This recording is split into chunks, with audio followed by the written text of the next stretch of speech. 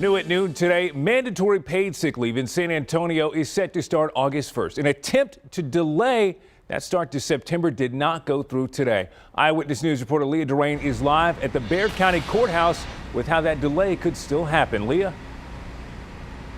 So that August 1st start date could change depending on what happens and a couple of court hearings on Wednesday. Now, today, supporters of that ordinance held a rally on the steps here at the Bexar County Courthouse. They're asking for no delay in getting that mandatory paid sick leave underway. Now, lawyers who are wanting to stall that start date to December actually tried to file an emergency hearing. They're hoping it would take place today, but they said that stall would give businesses and city officials more time to hammer out how that ordinance would be implemented and to see how the Supreme Court rules on a similar ordinance in Austin. Now, if Austin's mandatory paid sick leave is ruled unconstitutional, that could spell bad news for our plan here in San Antonio. Now, today's hearing was essentially canceled.